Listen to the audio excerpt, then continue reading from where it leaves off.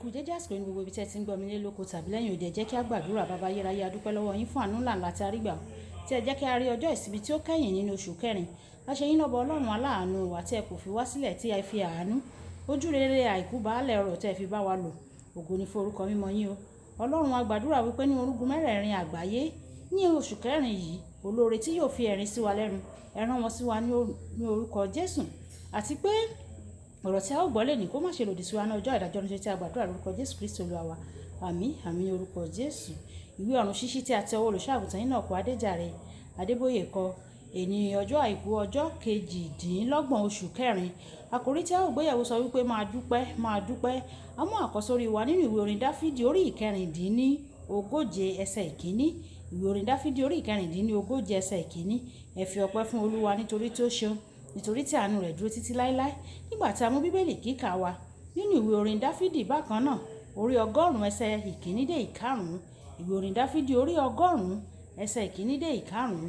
Ẹ ó ro ayọ̀ sí Olúwa, ẹ̀yin ilẹ̀ gbogbo, ẹ fi ayọ̀ sí Olúwa. Ẹ wá ti ẹ̀yin ti orin sí iwájú rẹ̀, kí ẹ̀yin kí ó mọ̀ pé Olúwa, ó ní Ọlọ́run wa o, ó ní ó dá wa, tirẹ̀ ni àwa, àwa ní ènìyàn rẹ̀ àti àgùntàn pápá rẹ̀. Ẹ lọ sí ẹnu ọ̀nà rẹ̀, ti ẹ̀yin ti ọpẹ́, àti sí àgbàlá rẹ̀, tí ẹ̀yin ti ìyìn. Ẹ máa dúpẹ́ fún, kí ẹ sì máa fi ìbùkún fún orúkọ rẹ̀, nítorí tí Olúwa pọ̀ ní oore, àánú rẹ̀ kò ní pẹ̀kun o, àti òtítọ́ rẹ̀ láti ìran dé ìran. Kí Olúwa kó bùkún kíkà ọ̀rọ̀ rẹ̀ wáyé. Ẹ tẹ́tí bẹ̀lẹ̀ jẹ́ láti gbọ́ ohun tí olùṣọ́-àgùntàn Enoch Adéjàre Adébóyè ní fún wa ní èní ọjọ́ àìkú. Ìdí tí Sólómọ́nì fi ń dúpẹ́ gidigidi ní ọwọ́ Ọlọ́run nínú ìwé Kíróníkù kejì orí ìkíní ẹsẹ̀ ìkẹfà dé ìkejìlá ni pé ó yẹ wípé òun kò yẹ láti jẹ ọba o. Bàbá àti ìyá rẹ̀ jẹ́ alágbèrè, bàbá rẹ̀ jẹ́ apànìyàn, ẹni tí ó pa ọkọ ìyá rẹ̀ àkọ́kọ́. Báwo ni Ọlọ́run ṣe mú èso irú ìdàpọ̀ bẹ́ẹ̀ kí ó sì sọ di ọba? Nítòótọ́, Sólómọ́nì ní ìdí tó pọ̀ láti fi dúpẹ́ lọ́wọ́ Ọlọ́run.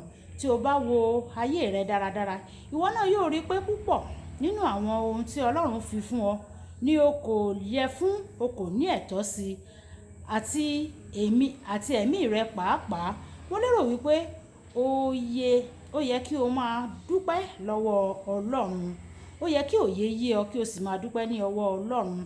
Nígbà tí àwọn ènìyàn bá rí mi tí mò ń jó pẹ̀lú agbádá ní ó kéré tán ẹ̀ẹ̀kan lọ́dún láti yin Olúwa ní èdè abínibí mi, kì í yé ọ̀pọ̀lọpọ̀ nínú wọn o. Ní ọjọ́ tí mo bi Ọlọ́run bí ó ṣe lè mú èso ìbálòpọ̀ ẹ̀ṣẹ̀ bíi ti Sólómọ́nì láti jọba, òun náà dá mi lóhùn pé ṣé ìyá rẹ ni ìyàwó bàbá rẹ àkọ́kọ́ ni? Mi ò ní ìbéèrè mọ́, nítorí àwọn ohun tó so mọ́ ìbí mi. Mi ò yẹ ní ẹni tí a bá pè láti jẹ́ olùṣọ́ fún àgùntàn rẹ̀. Ìgbà gbogbo ni mo máa ń dúpẹ́ lọ́wọ́ Ọlọ́run nítorí ẹnikẹ́ni tí a fi púpọ̀ fún lọ́dọ̀ rẹ̀ ni a ó ti béèrè púpọ̀, gẹ́gẹ́ bí ìwé Lúùkù orí ìkejìlá ẹsẹ̀ ìkejìdínláàádọ́ta ti sọ. Kódà wípé mo wà láàyè láti jẹ́ ohun tí mo jẹ́, ó yẹ kí n dúpẹ́ fún. Ìyá mi ní ìpinnu ọkàn rẹ̀ pé òun ò bímọ mọ́ o, nítorí ó ti ní àwọn ọmọbìnrin púpọ̀ bí ó ṣe fẹ́, àti ọmọkùnrin kan ṣoṣo. Ẹ̀wẹ̀, ọmọkùnrin kan ṣoṣo tí ìyá mi níyẹn ni ó wá ṣaláìsí tó kú. Àwọn ènìyàn sì wá pé ìyá mi pé kí ó jọ̀wọ́ kí ó bímọ sí i. Ó gbà, a sì bí mi. Pé mo wá láti irú ìdílé yẹn, àti bí mo ṣe wà, àti gbogbo àwọn ẹ̀ṣẹ̀ tí mo ti ṣẹ̀, tí Ọlọ́run sì tún yàn mí nígbà tí mo tún wá fi ayé mi fún Kristi. Àǹfààní ńlá ni pé Ọlọ́run lè gba irú ọkàn bíi tèmi là. Ó sì tún ṣe mí ní olùṣọ́ àgùntàn nínú ìjọ rẹ̀. Nítorí náà, mo mọ ìdí tí mo fi ń kọrin ìyìn, tí mo sì ṣe ń jó sí Ọlọ́run. Nígbà tí wọ́n bá sọ pé ẹ jẹ́ ká dúpẹ́ lọ́wọ́ Ọlọ́run, àwọn tí wọ́n bá rí bí ẹni pé wọ́n yẹ fún ohun gbogbo tí wọ́n ní, kì í rí ìdí rẹ̀ tàbí kókó láti dúpẹ́ fún àwọn kan. Wọ́n gbàgbọ́ pé Ọlọ́run yàn àwọn nítorí kò ní ẹlòmíràn tí ó lè yàn ni. Nítorí náà, wọn kì í bìkítà ẹ̀wẹ̀ fún àwọn kan, fún àwa tí a wá mọ ibi tí a ti ń bọ̀ àti àwọn nǹkan tí a yè bọ́ kí a tó dé ibi tí a dé lónìí. Mo dàgbà láàrin àkekèé, mo dàgbà láàrin ejò, mo dàgbà láàrin àwọn oríṣiríṣi ẹranko búburú.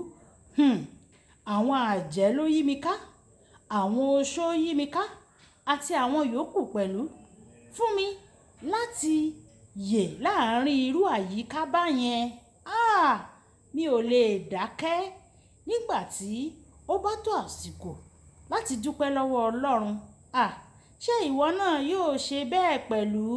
Ṣé wàá dúpẹ́? Kókó àdúrà ní gbogbo ọjọ́ òní, ṣáà kan máa dúpẹ́ lọ́wọ́ Ọlọ́run fún ohun gbogbo tó ti ṣe fún ọ. Ẹ jẹ́ sọ pé bàbá mi, mo dúpẹ́ lọ́wọ́ rẹ fún ìwàláàyè mi tí o mú mi wà láyé, wípé ìyá mi ò tiẹ̀ fi mí ṣe nǹkan oṣù dànù, tí mo sì wà láyé, tí mo wà láàyè lórí erùpẹ̀. Mo fi ọpẹ́ fún Ọlọ́run. Ọlọ́run yóò gbọ́ ọpẹ́ wa. Ẹ jẹ́ ká gbìyànjú láti dúpẹ́ lọ́wọ́ Ọlọ́run ní gbogbo èní, kí a fi ìmoore hàn sí Ọlọ́run. Olúbùkọ́lá Ayako ni orúkọ mi. Nígbà tí a ó máa pàdé ní ọ̀la, ìpàdé wa bí oyin. Ẹ máa wá bá wa comment, ẹ máa share fún àwọn ènìyàn kí àwọn náà lè jẹ́ alábàápín nínú oore ọ̀fẹ́ yìí. Ọlọ́run yóò ràn wá lọ́wọ́. Ó dàbọ̀.